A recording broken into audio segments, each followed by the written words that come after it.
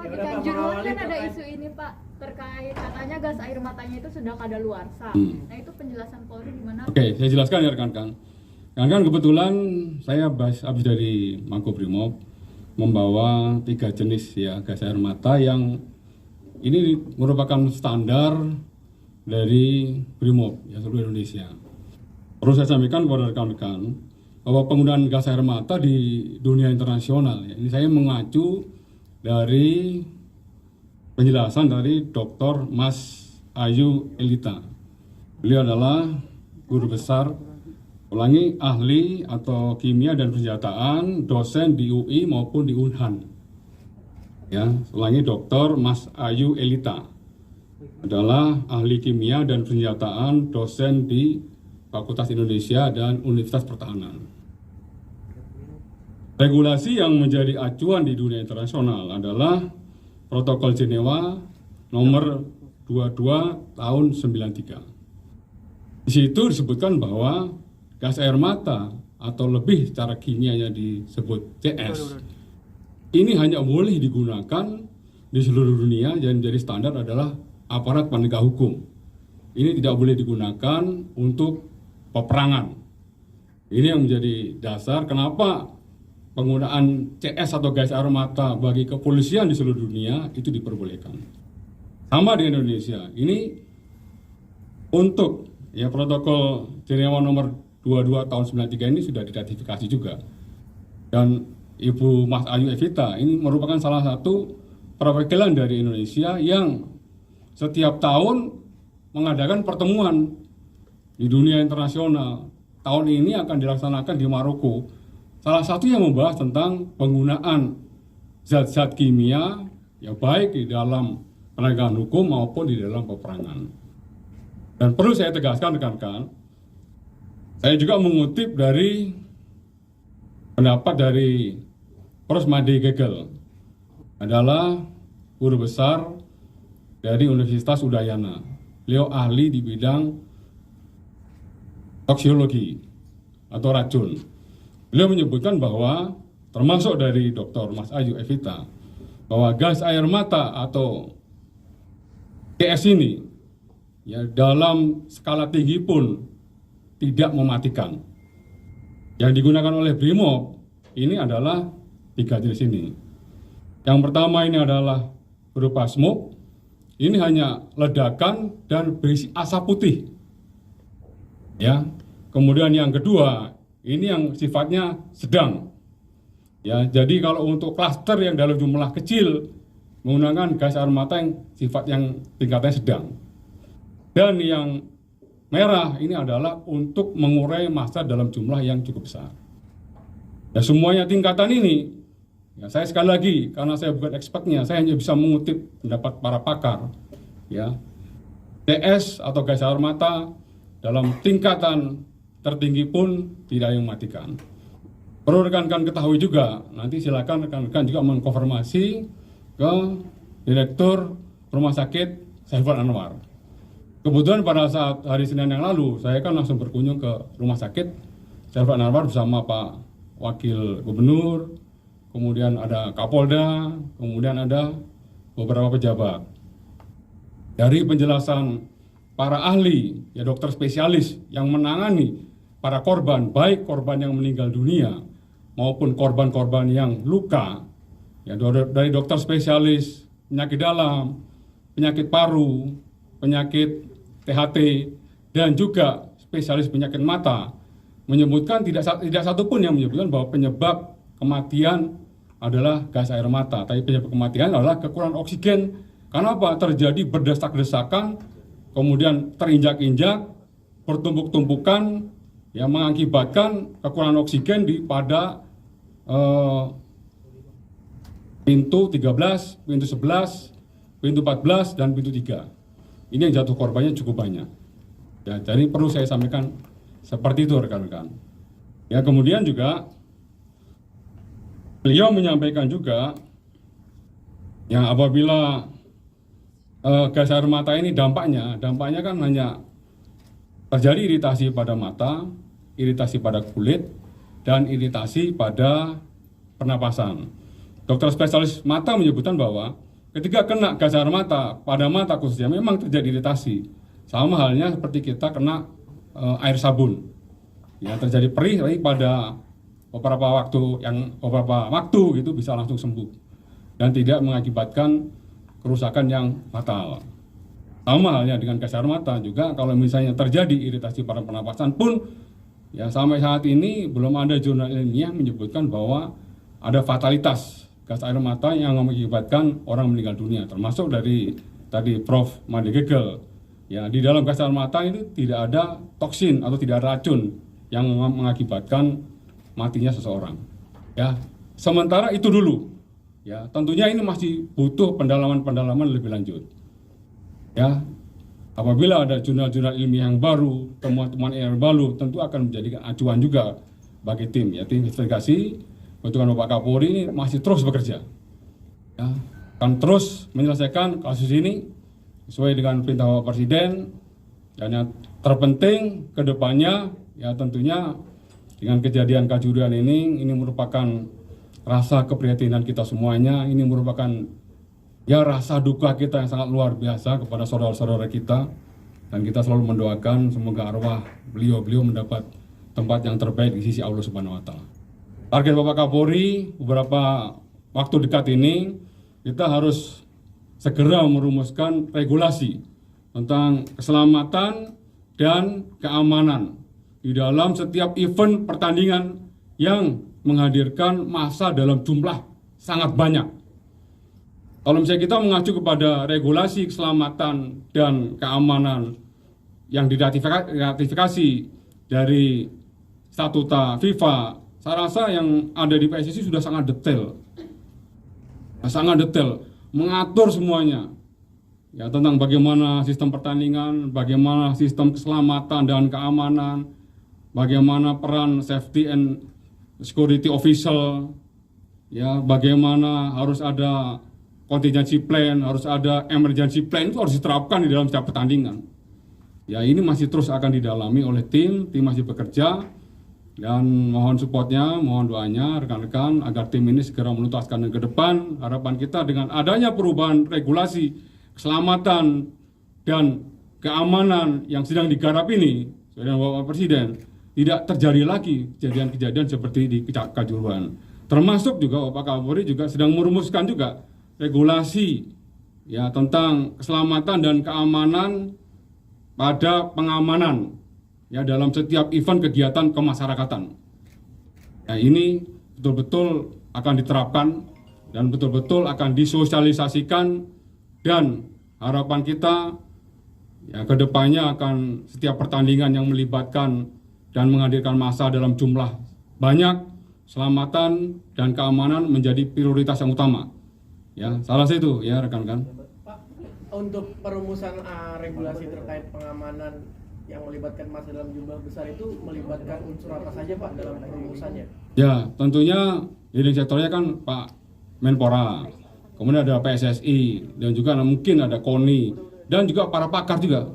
Dan kita juga menunggu dari hasil rekomendasi tim gabungan independen mencari fakta, agar sesuai dengan arahan Bapak Presiden, analisa dan evaluasi serta rekomendasi yang diberikan oleh tim ini betul-betul bisa dipakai sebagai acuan, dan kedepannya regulasi yang kita miliki ya minimal regulasi yang sama dengan di dunia internasional untuk memitigasi atau meminimalisir jatuhnya korban di setiap event kegiatan yang menghadirkan massa dalam jumlah yang banyak. Targetnya selesainya kapan Pak? Ya. Targetnya selesai. Targetnya kalau misalnya TGF kan 1 bulan, ya ini mungkin 1 bulan mungkin bisa segera diselesaikan ya.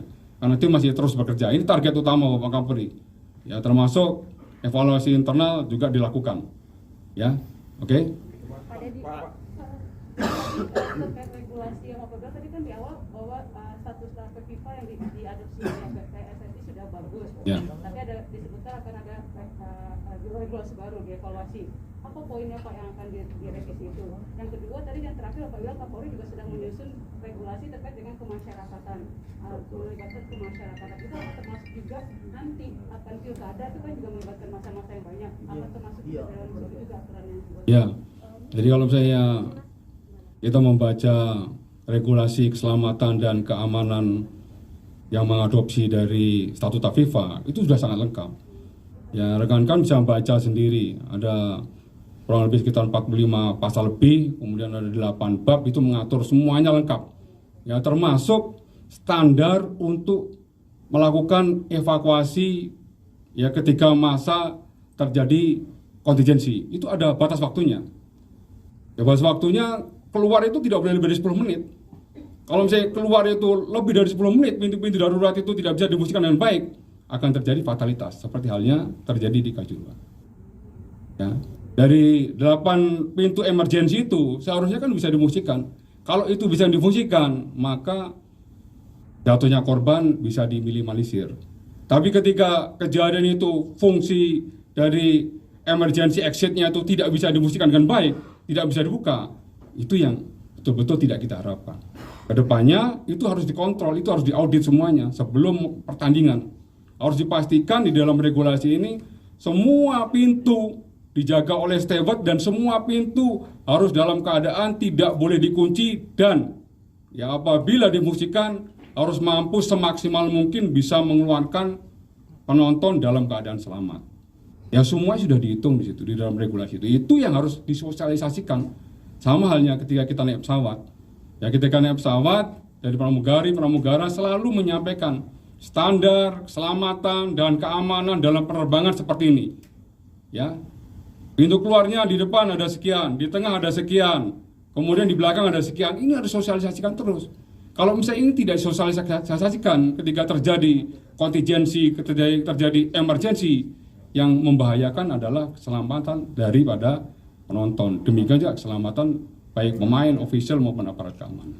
Pak Dedi, Untuk pelaku perusakan atau perusakan fasilitas umum dan sejumlah kendaraan polisi di luar stadion udah ada perkembangan belum, Pak? Ya masih didalami ya. Fokusnya perlu disampaikan kepada rekan-rekan terhadap 6 tersangka yang sudah ditetapkan oleh Bapak Kapolri ya terkait pasal 359 dan atau 360, kemudian dan atau pasal 103 ayat 1 Undang-Undang 11 tahun 2022. Hari ini sudah dilayangkan surat panggilan kembali. Ya, rencana hari Selasa akan dipanggil untuk dimintain keterangan lagi oleh penyidik. Ya, langkah-langkah selanjutnya nanti akan saya sampaikan kepada rekan-rekan apabila saya sudah mendapat informasi dari tim penyidik Polda Jatim dan Bareskrim. Ya. Jadi terkait dengan gas air mata tadi selain memberikan efek rasa sakit gitu Pak ya, apakah juga memberikan rasa kesulitan bernafas gitu Pak? Lalu untuk gas air mata yang mungkin diduga tadi kadaluarsa gitu Pak ya, apakah beresiko menimbulkan racun Pak untuk bagi masyarakat yang di sana? Ya, jadi saya kembali lagi saya mengutip apa yang disampaikan oleh Dr. Mas Ayu Evita. Di dalam gas air mata memang ada kadaluarsanya, ada expirednya ya. Kan harus mampu membedakan. Ini kimia, beda dengan makanan. Kalau makanan, ya ketika dia kadaluarsa, maka di situ harus ada jamur, ada bakteri yang bisa mengganggu kesehatan. Kebalikannya dengan zat kimia atau gas air mata ini, ketika dia expired, justru kadar kimianya itu berkurang. Ya, sama dengan efektivitasnya gas air mata ini, ketika ditembakkan, dia tidak bisa lebih efektif lagi. Misalnya kalau misalnya dia tidak expired, dia ditembakkan, kan ini kan partikel CS ini kan terjadi partikel-partikel seperti serbuk-serbuk bedak. Ya, ditembakkan jadi ledakan di atas. Ketika terjadi ledakan di atas, maka akan timbul partikel-partikel yang lebih kecil lagi daripada bedak yang dihirup kemudian kena mata mengakibatkan perih. Ya, jadi kalau misalnya sudah expired, justru ya kadarnya dia berkurang secara kimia, kemudian kemampuannya gas air mata ini juga akan menurun. Pak, Gitu. soal miras Pak, temuan miras, bagaimana Pak hasil penyelidikan hingga sekarang? Apa? Miras Pak, kemarin kan polisi menyebutkan Oh, iya. ada temuan miras di sana, bagaimana Pak? Miras sudah didalami oleh Lafor, betul miras itu ya dari berbagai jenis termasuk campuran. Ya ini masih didalami oleh tim sidik ya kaitannya dengan anti penerapan pasal 170 ya kepada siapapun yang terbukti melakukan pengerusakan, pembakaran, penyerangan dan lain sebagainya. Tapi yang menjadi fokus dan concern Bapak Kapolri, selesaikan dulu pasal 359, pasal 360 dan atau 103 ayat 1 Undang-Undang 11 tahun 2002 itu dulu fokusnya. Ya penyidik harus menuntaskan itu dulu, harus mampu membuktikan itu dulu. Karena apa? Jatuh korbannya cukup banyak. Ini yang menjadi keprihatinan kita semuanya. Pak Kadif, Pak, izin, dari 3 jenis gas air mata itu yang dipakai saat di tragedi Kanjuruhan itu yang dipakai yang mana aja? Kemudian kenapa pihak polisian langsung menggunakan tembakan gas air mata, nggak menggunakan water cannon terlebih dulu? Ya, jadi gini kan, kenapa Bapak Kapolri menetapkan 3 orang ini sebagai tersangka? Ya, yang pertama kaitan dengan PT LIB, yang kedua kaitannya dengan panitia penyelenggara, yang ketiga kaitannya dengan anggota kepolisian, baik mulai dari Kabak-op dan Kibrimob maupun Kasat Sabara. Ya, ini yang paling bertanggung jawab ya di dalam operasional pengamanan di lapangan. Sama halnya dengan security officer. Security officer di dalam regulasi FIFA atau di dalam regulasi keselamatan dan keamanan harusnya mampu mengontrol itu semuanya, termasuk Kabak-op. Ya, yang mengetahui tentang regulasi seperti itu. Sudah sangat jelas di dalam regulasi keselamatan dan keamanan tersebut, ya, setiap aparat keamanan dilarang membawa gas air mata. Bukan naik gas air mata, membawa tameng, membawa tongkat, memakai helm dan masker. Ya, ya, masker yang dapat memprovokasi massa saja itu dilarang. Ya, kenapa itu tidak dilarang? Andai kata itu dilarang, tentunya tidak akan terjadi seperti ini. Dan sama halnya ketika melakukan penembakan, tentunya yang dilakukan penembakan dulu ya adalah dengan menggunakan smoke ini. Ini diluncurkan hanya efek deternya itu hanya suara asap putih. Ya, ketika masih maju untuk mengurai massa, menggunakan yang biru. Ya, biru kan ini klaster ini. Berarti kan massa dalam jumlah yang belum terlalu banyak untuk sedikit mengurai. Tapi kalau misalnya massa udah dalam jumlah yang cukup banyak dan masif serta ada indikasi anarkis, baru menggunakan yang merah. Yang merah ini lebih masif untuk impactnya. Jadi 3 ini yang digunakan ya oleh aparat penegak hukum. Tapi yang jelas sebagai pengendali di lapangan, ya para perwira itu yang bertanggung jawab karena dia yang memerintahkan langsung pada personilnya, kepada anggotanya untuk melakukan penembakan gas air mata. Ya, oke. Pak Kadif, izin menegaskan sedikit, Pak. Tadi kan Bapak bilang katanya semakin gas air matanya itu semakin kadaluarsa, maka bahan kimianya semakin berkurang ya Pak, Betul. efektivitasnya. Nah, tapi kalau yang saat dilakukan penembakan di lapangan itu, apakah itu sudah kadaluarsa atau masih berlaku Pak yang di lapangan? Ya, ada beberapa yang diketemukan ya. Yang tahun 2021 ada beberapa ya. Saya masih belum tahu jumlahnya, tapi itu yang masih didalami oleh Lafor. Ini ada beberapa. Tapi sebagian besar yang digunakan ya ini. Ya, 3 jenis ini yang digunakan rekan-rekan. Tapi Ya. beberapanya itu maksudnya kadaluarsa Pak. Ya, tahun 2021. Tahun 2021. Ya. Oke, ada lagi? Pak, ada lagi? Ya, Masa kadaluarsa udah saya tanya ya, saya lupa tadi. Nggak nanyakan itu. Pak, terakhir Pak, ada Oke. himbauan- Terakhir ya. terakhir Aziz. Pak, jumlah dari 3 itu Pak, yang hijau berapa, yang biru berapa, yang sedang itu juga? Ini saya tanyakan dulu. Yang jelas yang digunakan yang menurut gas air mata itu yang 11 sama yang ini yang Pak Kapolri sampaikan 11 ya. Ini yang di dalam ya. Kalau yang ini nanti saya tanyakan dulu. Karena yang di awal itu pasti ini dulu. Ini berapa kali ditembakkan untuk yang berupa asap ya. Kalau yang ini 11 ya. Seperti yang Pak Kapolri saat ini dari hasil pemeriksaan para saksi, tersangka dan hasil olah TKP dari Inavis dan Lafor diketemukan seperti itu. Ya.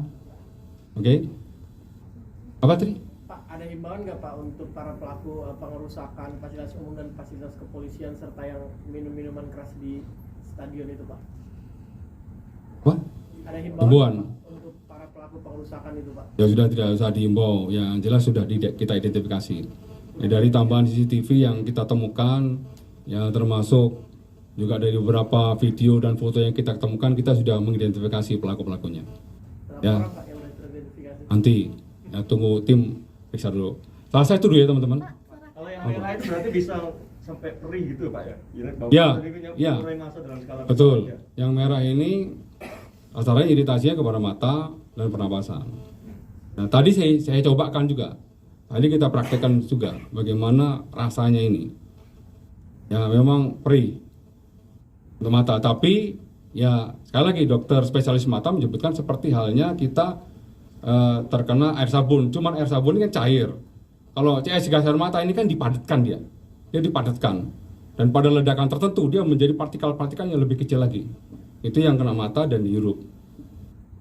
Pak, sama ini Pak, kan ada beberapa personel polisi yang diduga melanggar etik juga terkait kasus di Kanjuruhan. Itu kan apakah akan disidang etik dan kira-kira kapan Pak? Ya, proses ini masih berlangsung, belum selesai. Dari hasil konfirmasi saya ke tim, juga hari ini juga sedang dilakukan pendalaman pemeriksaan terkait 31 personil yang sudah diperiksa dan 20 orang yang dinyatakan terduga pelanggaran etik. Ini nanti akan terus diproses dan tentunya pelaksanaan sidang nanti akan dilaksanakan di Polda Jatim.